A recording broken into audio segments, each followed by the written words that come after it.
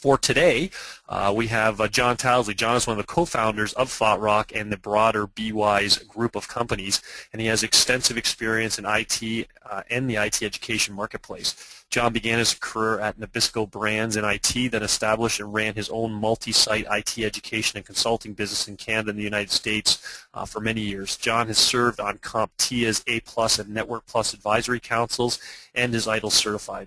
John also does consult with many different levels of management all the way up to CIO with organizations looking at ITIL and ITSM strategies. So on this topic today, significant background and experience, so hope you enjoy it.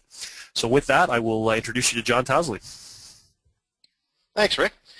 Well, let's get right started. I appreciate everybody joining us today. We've got good attendance, which is always nice to see when you're the presenter. Hopefully I'll be able to hit the mark. I was also given the comments, questions, or answers to the questions in terms of what people are looking for. So we'll try to address those issues as we go through this presentation.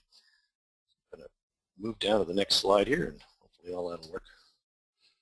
Oops, there we go, as planned. So we're going to talk about strategic planning and the practical approach, or the nuts and bolts of strategic planning as it pertains to IT service management and ITIL in particular.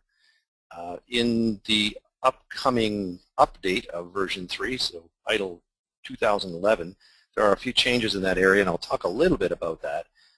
But my main objective today really is to cut through a whole bunch of the clutter and give you some practical guidance from my perspective on how to approach the strategic planning process and actually drive some results in terms of what you may be looking to accomplish.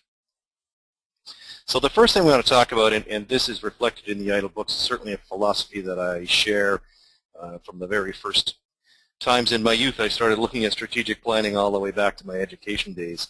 The strategic planning is a continual process. It's not an event. And constant updates, I would recommend, at least on a cursory level, monthly reviews are required. So if your approach has been, or you're thinking of an approach where you're going to have a big once a year revisit the strategic plan, get everyone in a room and do some brainstorming exercises, I would ask you to think that again, because it really is a continual initiative. It's not tied to a calendar year. Strategies aren't reliant on how long it takes the Earth to rotate around the sun. So we'll talk a little bit more about that. From a philosophy perspective, strategic planning needs to incorporate the corporate mission, vision, as well as the IT vision, and then drive that down into the ITSM vision strategy. So I'll talk a little bit about that, and in fact, the new ITIL processes and recommendations or best practices talk about that as well. The other thing that you need to do, and this comes back to sort of the monthly reviewing, is monitor and leverage industry trends. So what's feeding your strategy are both the internal and external factors. And ITIL does talk about that as well. It's true of any strategy, a marketing strategy, a business strategy. So what are the things that are happening in the world, either internally or externally to your organization, that are affecting strategy? And once again, those things don't change annually. They change sometimes daily. So you need to monitor that and constantly have an approach or attitude even that says, hey, today I saw or today I learned, gee, how does that impact my strategy? And sometimes they're big things that come out of the blue, or sometimes they're things that get announced or get released, and you start to say, that may affect us. So think about the iPad, for example, which from my perspective all of a sudden actually makes mobile computing fairly real. Limited amount of stuff you can look at in your BlackBerry or iPhone screen, but all of a sudden you have a portable device that people are purchasing in droves. So that's just an example of an external factor that may actually flow back to the kind of services and the service strategy that you're providing. So we'll talk a little bit more about those examples as we go through. So in the latest ITIL publication, they have this wonderful diagram, and I actually like this. At a high level, it is a good way to look at the strategic planning process. And as you are probably aware, if you've looked at ITIL at all, you know, the strategy phase is right in the center of that ITIL circle from a life cycle perspective. So I think one of the challenges with ITIL version 3 is people look and say, well, you know, setting the ITSM strategy is in the center of the circle, and that's kind of like where we'd like to start, but the strategic planning process has been either non-existent or not well detailed. So I don't get it. How do we start there? And oh, by the way, in the real world, we start with incident management, change, release, and then kind of look at problem and configuration management and service levels. And so we're doing those things, and this life cycle diagram says at the center of all that is strategy. So, you know, what's up with that is kind of the question. If you look at this diagram, though, from a common sense, logical flow perspective, it's great. Right? On the left-hand side, you sort of say, well, where are we strategically? Here you see the internal and external factors, what's going on in the market spaces that we're in, and what are the strategic industry factors in the industry we play in, and we're going to establish some objectives for our service management strategy. Strategy generation is basically create the thing, and I wholeheartedly embrace the process or the approach here. You know, you need to tie into vision, and we'll show you how that happens in a second. You need policies and plans, and you need specific actions and tactics, and that tie to critical success factors is what that CSF is all about. Then they drive into a little more detail here in terms of documented service strategies, and they talk about the ITIL processes. So that's where things get a little more complicated, and I hope to be able to help you with a little guidance there. The strategy execution, you know, as much as I say it's not an event, I think the folks who've been creating the ITIL best practices or documenting them have got it right. They tie it into the continuous service improvement cycle and say, hey, you got to keep an eye on this thing, and how do we get better at it and regularly update it. So I like this diagram, but as with all things ITIL, the diagram's interesting. The question is, how do I do this? Because ITIL, as you know, very often is descriptive and not prescriptive. So I will provide some options for that. When I get down into reading the 353 pages in the service strategy book, this is what happens to my brain. This is a picture I took in Nepal when I was over there doing some trekking in May, and kind of found it interesting, you know, that A, from an IT perspective, we outsource to nations who have this kind of infrastructure, but B, when I looked at that book and read through all the detail, bear in mind that I studied strategic planning in school. I have been executing strategic plans either in businesses that I've owned or consulting on strategy to clients for longer than I would care to admit.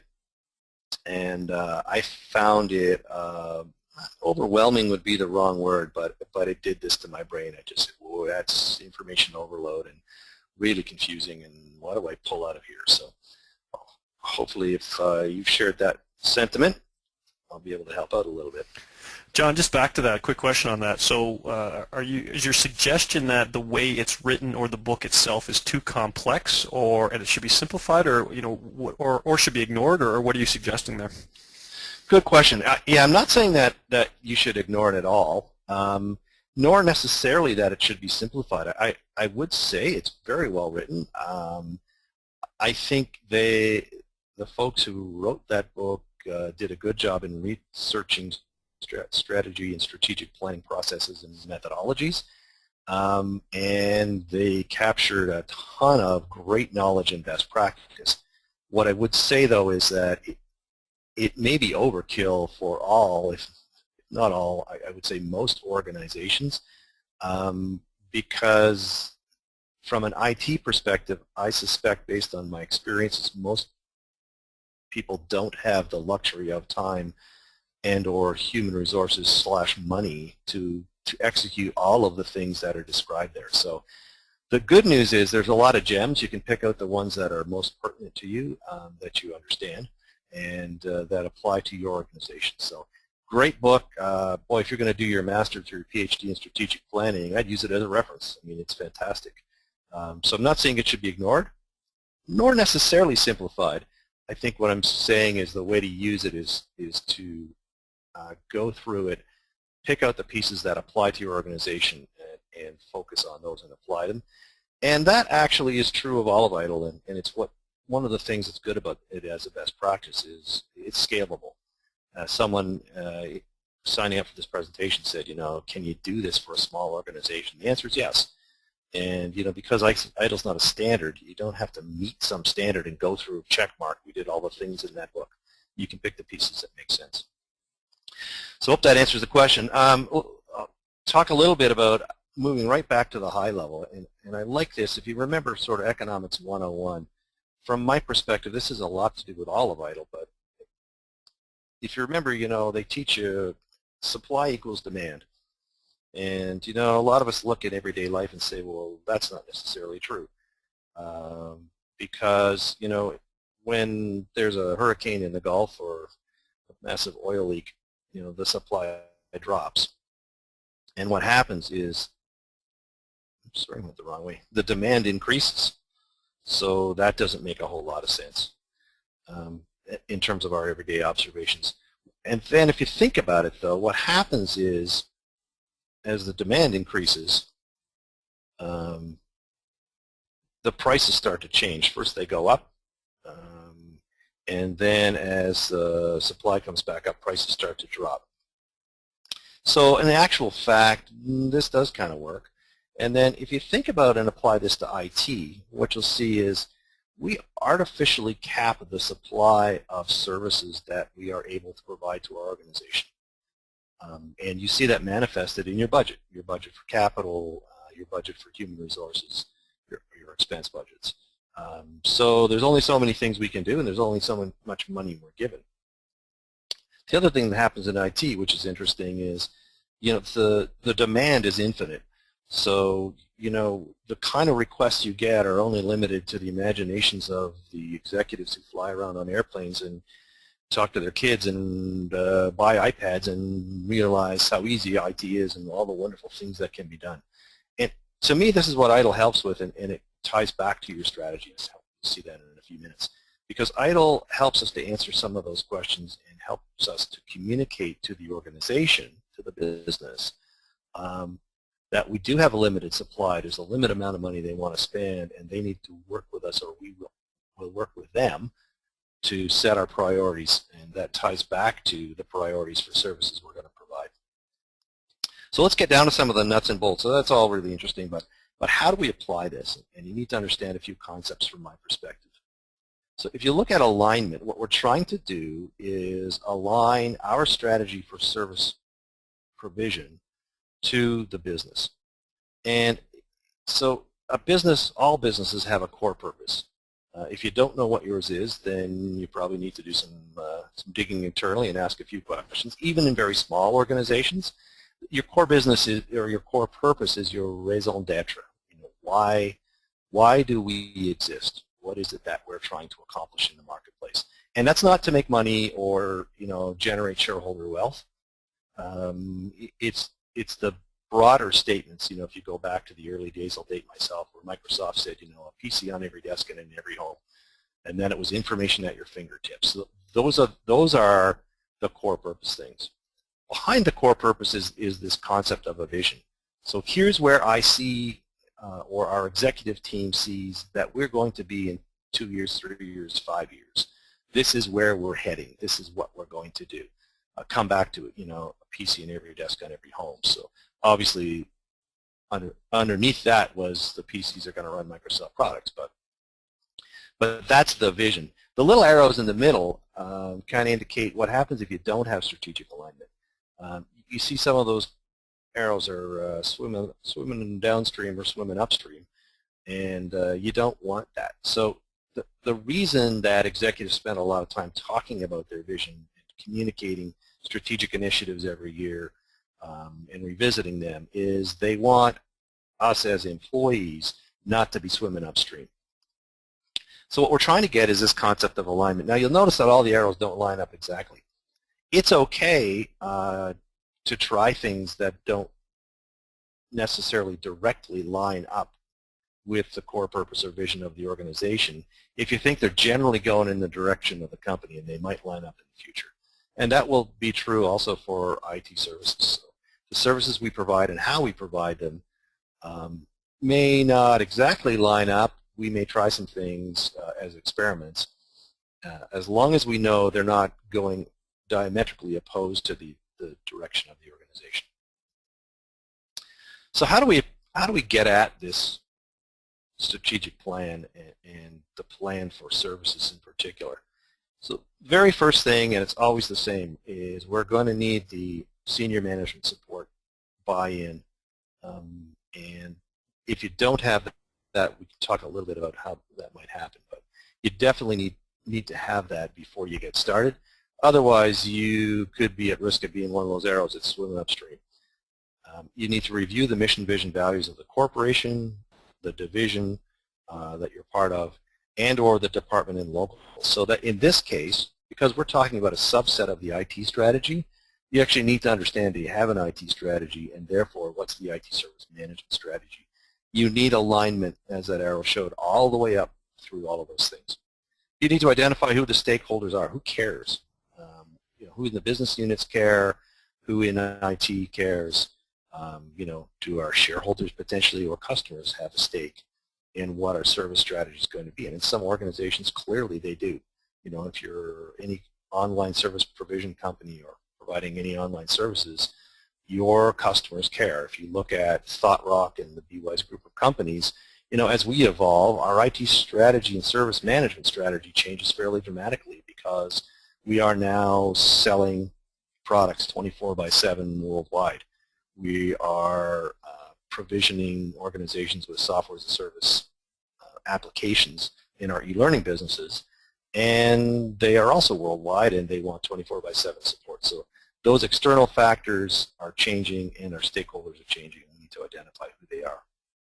The place to start is identifying what I call your current reality, which is a concept we took out of a book called The Fifth Discipline, actually, which is probably 20 or 25 years old. Spent some time with some of the authors of that work, and really like the terminology. So, in IT we typically say benchmark, your current state, but I just like current reality a little more because it incorporates more than just the concept of a data point. This isn't about data points. This is about all of the processes and systems working in an organization, and some of those are emotional. Some of them are, what we call office politics. Who's currently there? What's the way that we work? How do we interact with each other? Those are all things you kind of gotta bear in mind. From an ITIL service perspective, in particular, this has to do with service portfolio management, financial management, demand management, also business relationship management. And the service portfolio management kind of overlaps with service design and service delivery when you start talking about service catalogs. So we'll get right down into the weeds a little bit more on the ITIL perspective, but in general, that's the methodology that I propose. And John, just a quick question on that is, for the last 11 years, we've heard the term, you have to get buy-in, you have to get senior management buy-in, you have to get executive buy-in.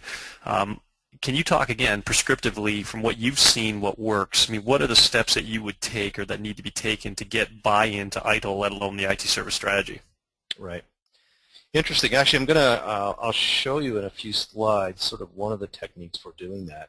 And it'd be interesting to see if anyone would want to attend a ThoughtRock session or a roundtable or something on that subject. But the short answer to the question is, executives respond to the things that are their current hot buttons or pain points. So the trick is, in a very sort of succinct, short period of time, to get their attention and show them the benefits that will accrue to them and to the organization. So how do you make them successful by developing and implementing this strategy, or all of ITIL, in fact? And the way that we generally do that when I'm engaged is we'll do a short working session with usually the CIO or their direct reports, maybe one other level down, and go through specific examples from their organization using ITIL best practices as a backdrop, so that they immediately see how, if their organization had followed best practice and behaved differently, in a recent example, benefits would have accrued to them and they would have lower pain. So that's certainly one technique, and I'd be happy to talk about more than that, or that more another time. It's fairly detailed, but in general, that's how you do it, right? What's their pain point? How can we address that pain point? You only have, I'm sure all the listeners, attendees know, maybe 5 minutes, at best a half an hour to get that message across. So you think about it carefully and how you're going to do it. So pull this also out of the service strategy book, and it ties into the things we were talking about. So I drew a big arrow, but basically this is some of that spaghetti wiring that gets to your brain. But once you understand it from a big arrow perspective, this does start to make a little more sense.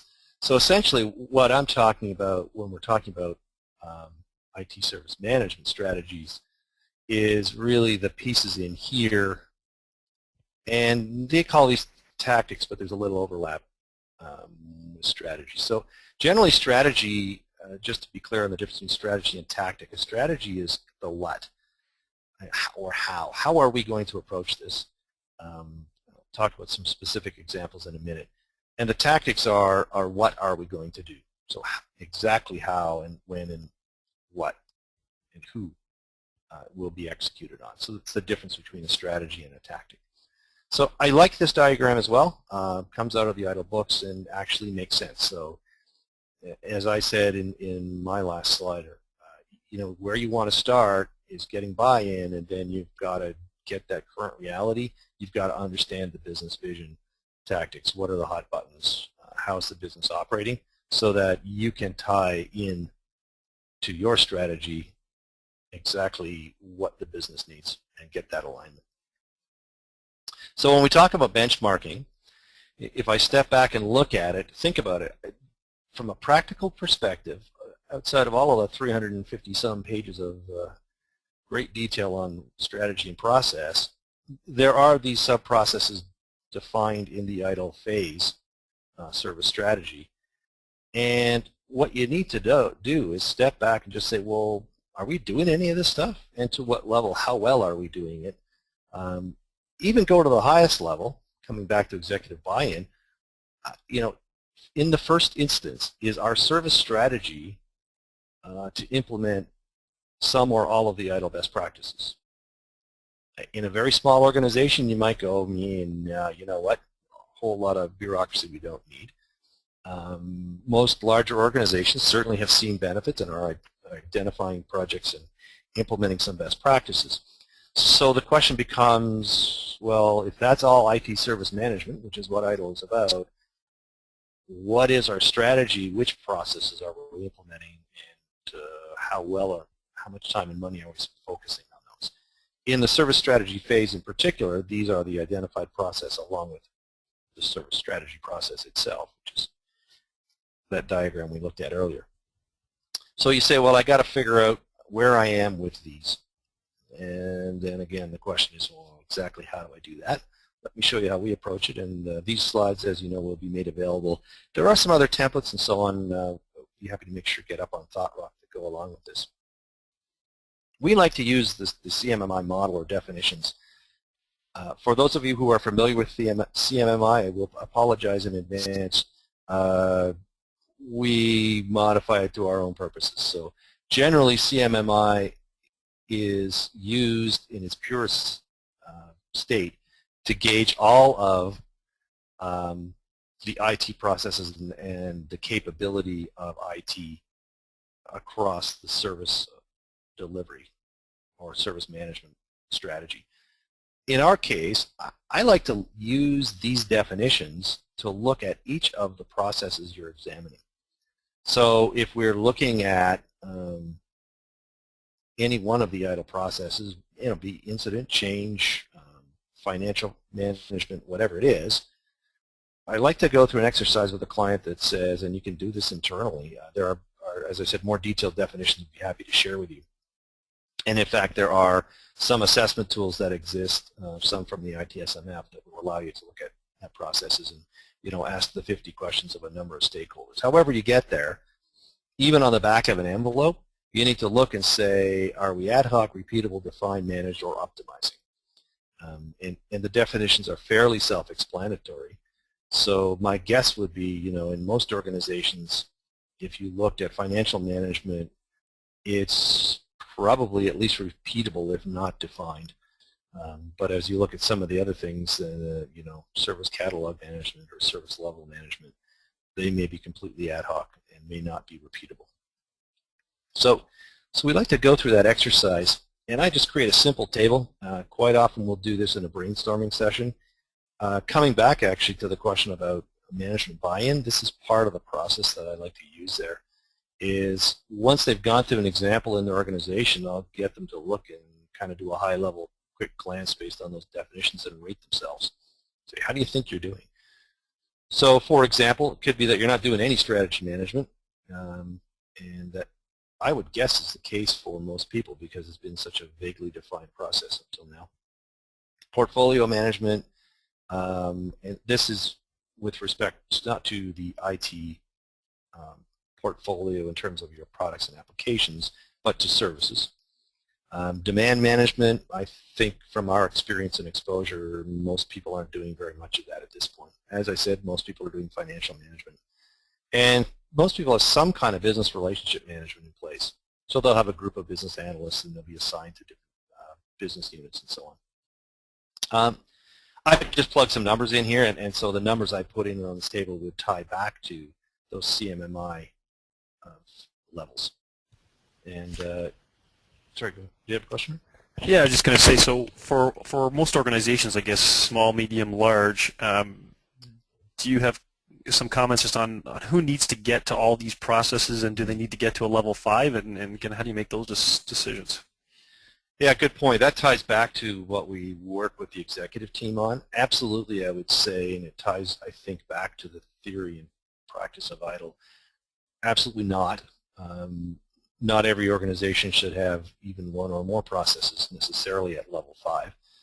You can't justify it, and in most cases, and it probably wouldn't drive a lot of benefit. Hence the reason you can't justify it. So I think that comes back to working with the executive team and saying, what level do we want to drive these processes to? What makes sense, and how do we get consensus and agree that that's where we're going to go? And how that happens depends a little bit on the maturity of the organization and how well people work together. But I'll show you a couple of more examples of how that happens. One of the ways actually is that we do recommend that you work on a visioning exercise. And if you think about the term vision and where it comes from, it literally is a vision. So imagine a group of people sitting in a room, kind of close your eyes and think about across all of the parameters of your service provision, trying to form a picture in your mind. What are we going to look like in 24 months?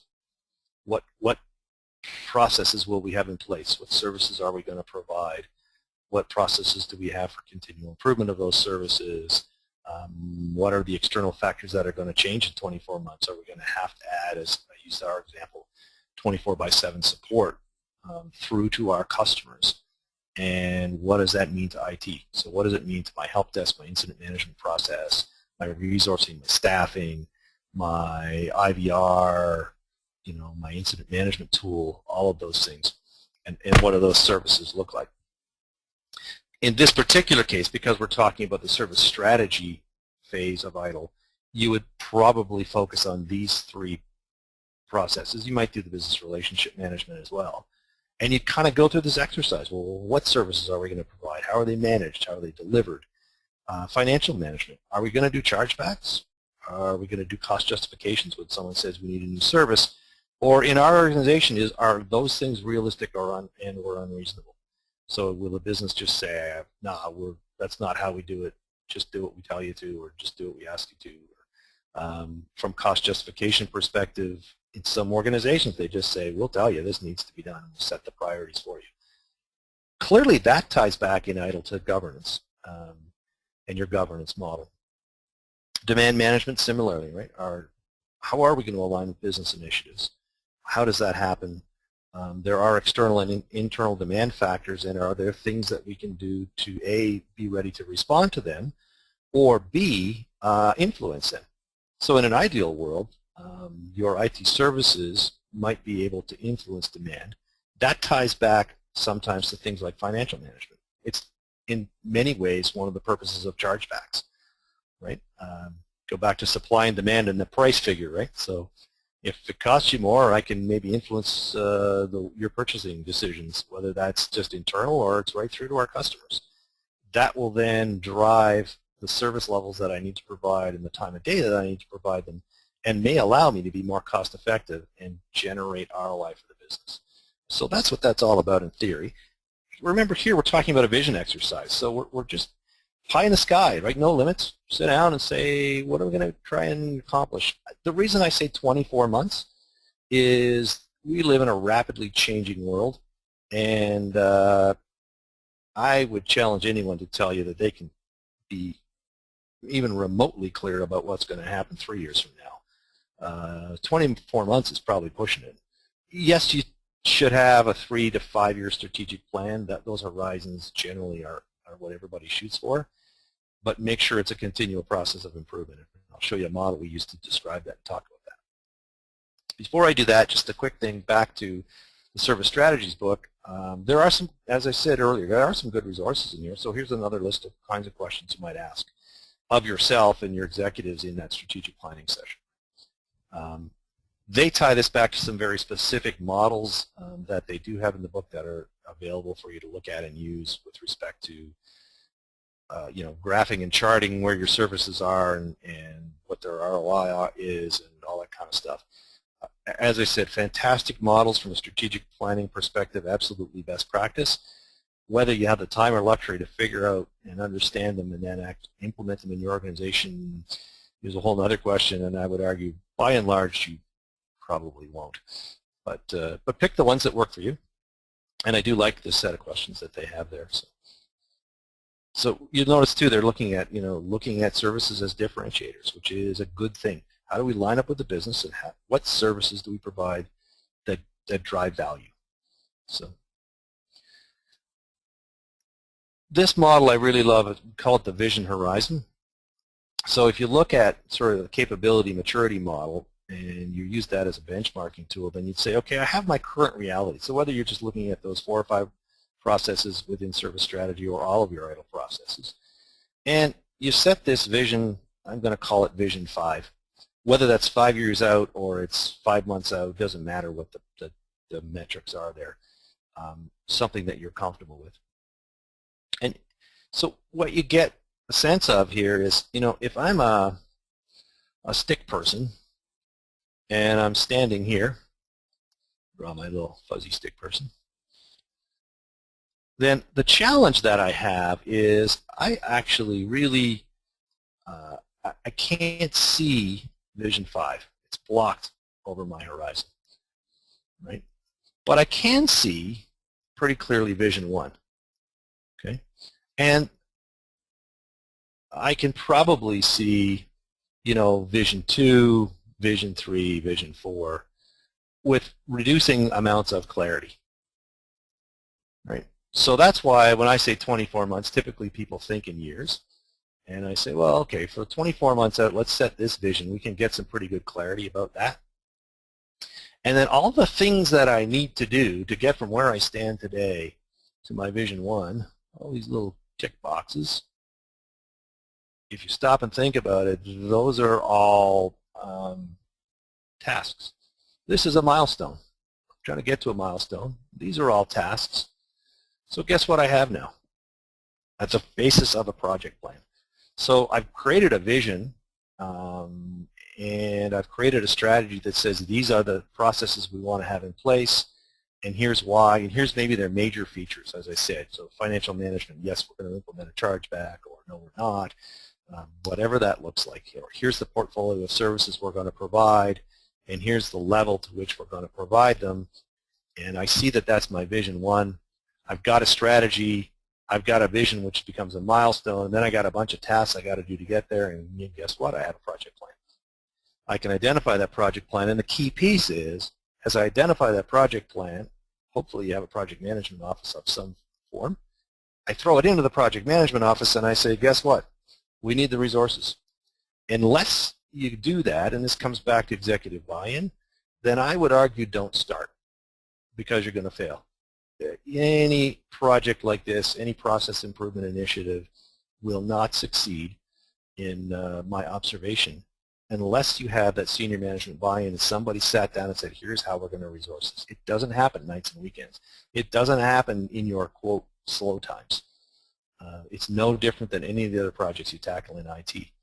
So get it defined, get it resourced, and if you don't, you actually probably don't want to start. Now, I seem to have messed up my PowerPoints here. Give me 1 second. All of my annotations, it's decided not to go. There we go. There, we're flying our visions in. All right, so wrapping this all up, we're a little bit over time. I'll try to conclude here. Really what I'm saying is, when you're doing strategic planning, line that up with not just your corporate vision and the organizational initiatives, but also with the standards. So is there a strategic planning methodology that's used in the organization? Going back to that ITIL graph with all the text and the arrows joining all the boxes, if there's already a strategic planning group and or a strategic planning methodology, don't use my templates, use theirs, because you'll be talking in a common language and already driving some alignment with the business. Identify what the ROI drivers are and what the strategic value is to the organization from the plan. So you can get that management buy-in and support if there's a good reason for doing this and you're going to address some pain points. This is covered in the ITIL stuff, but part of my generic presentation anyways. Do the SMART goal thing, right? Specific, measurable, accountable, realistic, and timely. So that gives all of the organization A, direction, and B, it gives the management and executive team some sense that you're actually going to accomplish something and you're going to measure against that. So if we start and we're failing, we can make course adjustments and deliver results. The last thing I would say about this is you need to think about your organization and its maturity. So in smaller organizations or in organizations that may have gone through a merger or are still gelling, whatever, the way you execute a strategy may be telling. You may have a very small group of people who work out what the strategy is and go tell everybody, here's our strategy and here's how we're going to execute on it and here's the tactics. All the way up to more mature organizations where you're actually collaborating in terms of creating that strategy. I would say most organizations probably fall into the kind of selling with a little bit of participating. That is, we'll engage people in helping formulate the strategy so that they have some knowledge of it in advance. I think the current business buzzword or vernacular is, we'll socialize that with people. And so we're not necessarily just selling it to them, but we will go out and sell it to all of the employees who will be affected by it. So you have to pick which one of those you want to do as you roll out your strategy. And that's pretty much all I have to say about that, at least for today. Great, John. There's a question here from David. I think it's back on slide 17 of your slide. I think you mentioned something of VOI beside ROI. Yeah. What did you mean by VOI? It's an ITIL term, actually, and it really is the measurement. The concept is the measurement of value, not just return. And so what it is essentially, from my perspective, it's a reminder to us to not just do a mathematical calculation about the net present value of the dollar savings we're going to generate, but what are the other intangible or values, I guess, that will be driven by execution. So, they would be things potentially like, well, I can't tell you what it's going to happen if I do this, but we may offset the possibility or the risk of mitigation. Or if we do this, we're going to generate customer goodwill. I can't tell you what the ROI on that's going to be, but I can tell you that there's value to our organization. Okay, great. Similarly, the benefits, providing employee benefits is a really offshoot example. I can't tell you that there's a return on the investment from that, but I can tell you I'm going to have happier employees, and I'll be able to attract better employees. And again, that might be some of those those VOIs, maybe things that line up more with the core purpose and the vision of the organization too. Yeah, yeah, exactly. So what's the value of that investment, not just the return on it? Another question here from David. Why is it so important to determine CMMI maturity? Why bother? Can you not just work with what you have and move forward? Yeah, the purpose of that, if you go back to it, it talks about it in ITIL, and I fully embrace it. If I don't know where I am, it's pretty hard for me to figure out how to get where I want to go, is the basic principle, right? So I like the CMMI model because when you use it, especially when you use it with those executive teams, it starts that discussion. So first of all, everyone in the room will have a different perception about how well you're doing things today. Take the simplest example of, probably everybody's doing some form of incident or change management. And, executives tend to have their heads in the clouds sometimes. So they will maybe have spent some money, implementing change management and appointed a change manager, got a book from some consultant that says, here's our change management flow, and said, okay, check, we're done. When you sit down in a room and look at it using a model like CMMI and have a candid discussion about how well you're doing that and use some tangible examples of recent changes maybe that didn't go so well or ones that did go well, then you really start the discussion. It starts to drive an awareness of what the values might be of improving that process. And then because you can say, well, if it's currently at a level 2, if we get it to repeatable or get it up to documented, here will be the benefits we'll achieve. Now I can determine those tasks and assign the resources and say, I see why I'm doing this. That's why we use it. I think, it ties back to all those things in terms of justification of the effort in the first place. Right, I was just going to say, and I think what it does is what you've been saying all along is it engages people, it engages the conversation, and by engaging people in that conversation, engaging stakeholders in that conversation by using some sort of a metric like CMMI, you have a better chance at moving forward versus moving forward by just kind of putting your head down and going. Yeah, exactly. Yep. Okay, great. I don't see any more questions posted right now, so awesome job. Thank you very much, John. And again, we've got the information up there in terms of phone number, email, and Twitter account. Again, if there's anything in terms of further follow-up or questions you have for John Towsley, you can contact him. If you email the info@thoughtrock.net, any emails that are specifically for John will go directly to John. This presentation will also be posted within the ThoughtRock community within 24 hours, so you can always go back and revisit it with the audio and the slides. So you'll have both a combination there, so a great learning tool. Also there will be a survey that will pop up when you exit out of this, and we really would appreciate if you fill out the quick little survey, specifically the components around what other topics you'd like to hear.